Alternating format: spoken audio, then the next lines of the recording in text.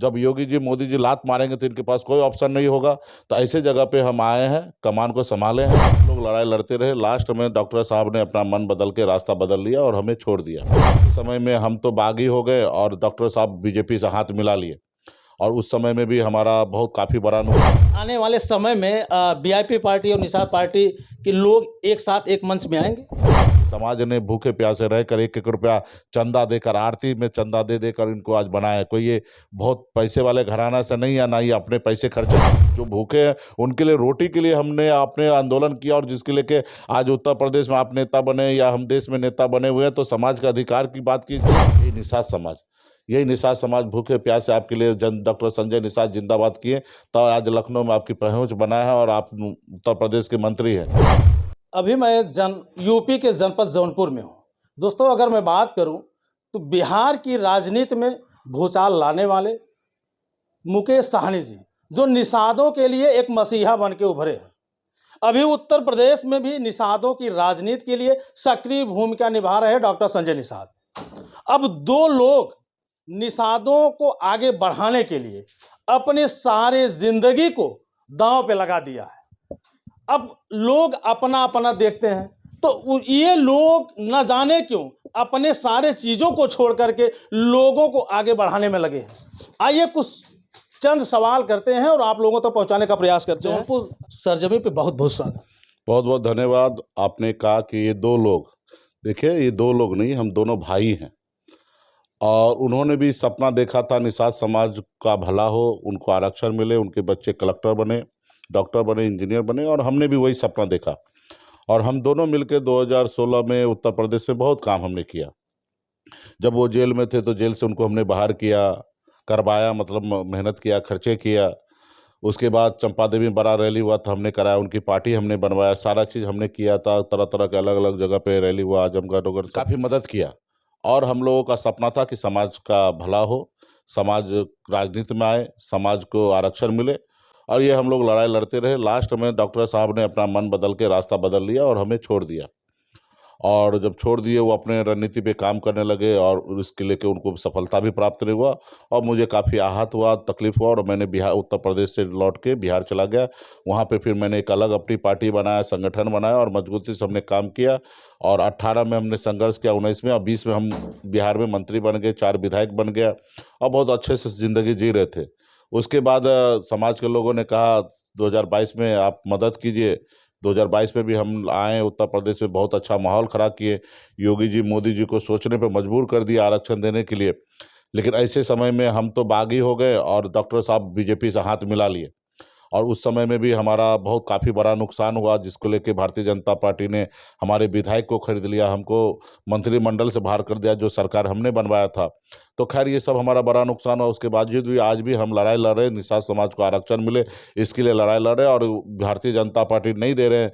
तो इसके लिए हम आज इंडिया ब्लॉक में राहुल गांधी जी के साथ, तेजस्वी के साथ आज हम हैं। यहाँ पे भी हमने देखा कि उत्तर प्रदेश में समाज की बात नहीं हो रहा है। जब डॉक्टर साहब कुछ नहीं थे तो उसके शरीर में 440 वोल्ट का ताकत था, और सरकार को कोसते थे, जित भला बुरा बोलते थे। लेकिन वो जो पावर में आ गए तो वही मोदी जी को भगवान मानने लगे, और भगवान के पास रह कर अपने समाज का कल्याण नहीं करा रहे, उल्टा रो रहे हैं। एक राज्य का मंत्री रहते हुए और रो रहे हैं कैमरा के सामने, टीवी के सामने, कि मेरे बहू बेटी के साथ बलात्कार हो रहा है, उनके हत्या हो रहा है, उनके मर्डर हो रहा है, उनको फर्जी केस में फंसाया जा रहा है, हमारे वोट को चोरी किया जा रहा है। इस तरीके से हमने देखा कि बहुत मजबूर हो गया। ऐसे जगह पे हमने देखा कि हमारे बड़े भाई मजबूर हो गया है, तो ऐसे जगह पे हमें बिहार में नहीं, हमें उत्तर प्रदेश में इस बार जाना चाहिए, और उनके लिए एक ज़मीन हमें बनाना चाहिए, मजबूती से हमें खड़ा रहना चाहिए। और इसलिए आज हम आए हैं कि आज भारतीय जनता पार्टी उनको है ना हिंदू मुसलमान में उलझा के लड़ा के ख़त्म करना चाह रहा है। आपने देखा होगा कि वो आरक्षण का मुद्दा छोड़कर और वो एक मस्जिद को तोड़कर मंदिर बनाने की बात कर रहे हैं, यानी कि अपना बैकअप ख़त्म कर रहे हैं। वो आज अखिलेश जी से इतना दूर होना चाहते हैं कि कभी भविष्य में अखिलेश जी के लिए हमेशा उनका दरवाज़ा बंद रहे। आप बताइए, जो मस्जिद तोड़ने की बात कहेगा वो अखिलेश जी उनको क्यों अपने गठबंधन में रखेंगे? और हमें ये मस्जिद और मंदिर से हमें क्या लेना देना? हमें तो अपने बच्चे जो भूखे हैं उनके लिए रोटी के लिए हमने अपने आंदोलन किया, और जिसके लेके आज उत्तर प्रदेश में आप नेता बने या हम देश में नेता बने हुए हैं, तो समाज के अधिकार की बात की इसलिए बने हैं। ऐसा तो नहीं है कि आप शाहरुख खान और सलमान खान दिख रहे हैं इसलिए आप बहुत पॉपुलर है। भाई हम लोगों ने समाज की बात किया इसलिए ना तो हम लोग पॉपुलर हुए हैं। तो ऐसे जगह पे हमने देखा कि इनका राजनीतिक ट्रैक जो है भटक रहा है। जब योगी जी मोदी जी लात मारेंगे तो इनके पास कोई ऑप्शन नहीं होगा। तो ऐसे जगह पे हम आए हैं, कमान को संभाले हैं। और हम अभी उत्तर प्रदेश में अभी हम हर जिला में जाके रात्रि विश्राम कर रहे हैं, संगठन को मजबूत करें। मैं स्वयं हर जिला संगठन को मॉनिटरिंग कर रहा हूँ।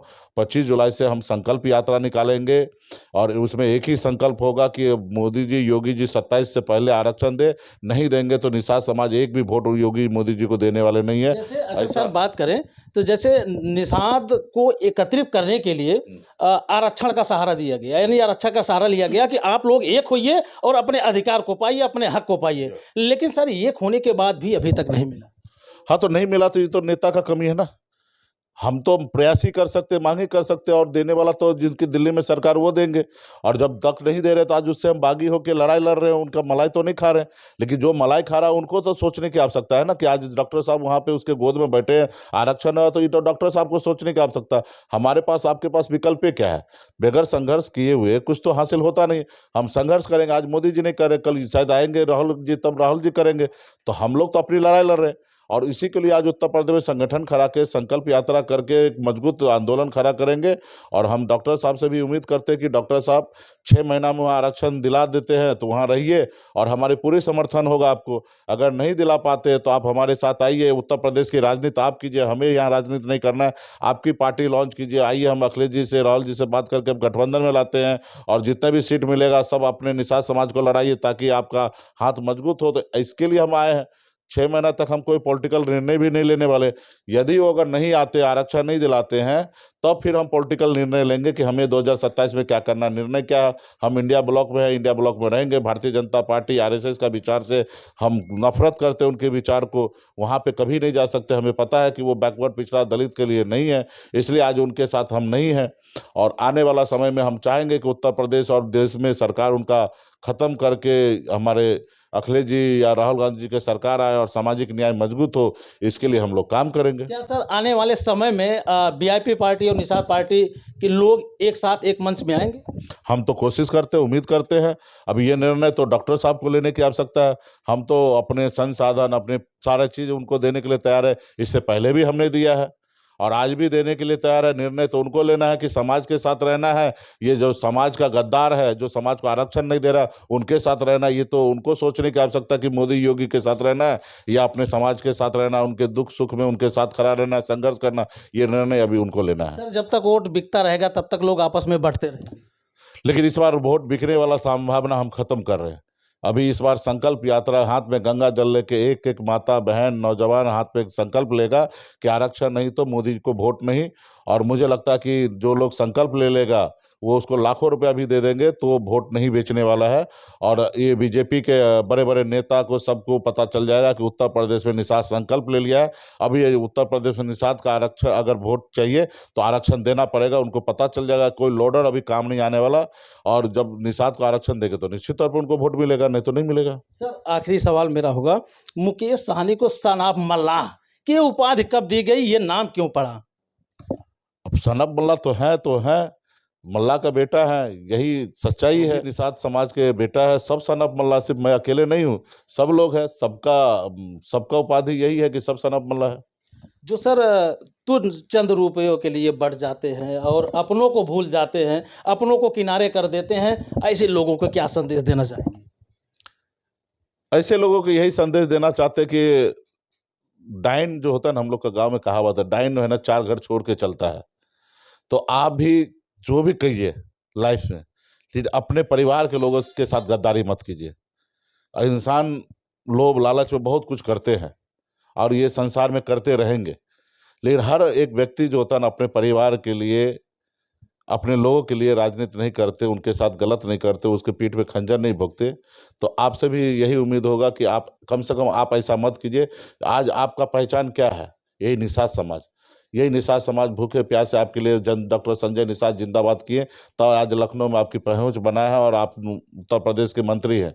नहीं तो आपकी अपनी वजूद कुछ नहीं था। आज मुकेश सहनी की अपनी वजूद कुछ नहीं है। आज अगर राहुल गांधी जी और देश के बड़े लीडर अगर हमारे साथ है तो ये हमारे पीछे ताकत जो निषाद का है इसलिए है। तो आने वाले समय में समाज के साथ रहिए, बड़ा से बड़ा नेता बनिएगा। ये छोटा-मोटा के चक्कर में मत रहिए, दलाली करने के चक्कर में, और ये इसका लंबा उम्र नहीं होता है। आपका समाज एक बार पहचान लेगा तो खत्म हो जाइएगा, जात भी गया और भात भी गया। तो इसलिए जात नहीं जाना चाहिए, जात जब तक रहेगा तब तक आपको भात मिलते रहेगा। जिस रोज़ जात चला गया उस रोज़ भात आपका मिलना बंद हो जाएगा। एक बार बीजेपी को एहसास हो गया कि निषाद समाज संजय साहब के साथ नहीं है, लात मार के भगा देगा, कोई भी नेता क्यों ना हो, चाहे मुकेश सहनी हो या डॉक्टर संजय हो। तो हमारी ताकत जो है ना, हमारा अपना समाज है, और इसलिए आज ये लोग हमसे पूछ रहे हैं, या बिहार में डिप्टी सीएम का घोषणा होना या तमाम ऐसी चीज़ें होना, क्योंकि हमारे साथ लोग हैं इसलिए। तो आने वाला समय में हम यही डॉक्टर साहब कहेंगे, हमारे बड़े भाई हैं, काफ़ी समझदार हैं, उनको समाज के हित में सोचना चाहिए, क्योंकि समाज ने उनको बहुत कुछ दिया। उनका बेटा को सांसद बना दिया, उनका एक बेटा को विधायक बना दिया, इनको एमएलसी बना दिया, इनको मंत्री बना दिया।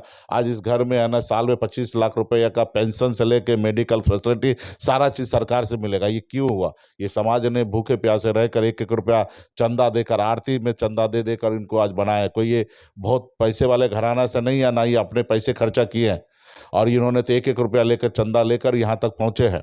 और हिंदुस्तान में पिछले 25 सालों में एकलौता ऐसा नेता है कि समाज के पैसे से नेता बने हैं।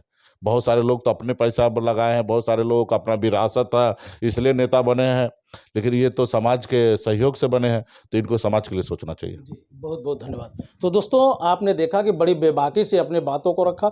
जैसे कि अगर देखा जाए तो चाहते अगर तो बिहार में रह कर के राजनीति करते और अच्छा खासा अपना पैमाना बनाते, लेकिन इन्हें लोगों की चिंता थी, लोगों की फ़िक्र थी, तो ये यूपी बिहार से निकल कर के यूपी में भी आ गए हैं। तो बाकी अब आपके क्या विचार हैं, अब आपकी क्या राय है, इनके बताए गए सुझाव आपको कैसे लगे, कमेंट करके आप ज़रूर बताइएगा। फिर मिलते हैं किसी नेक्स्ट वीडियो, नेक्स्ट खबर में। जय हिंद।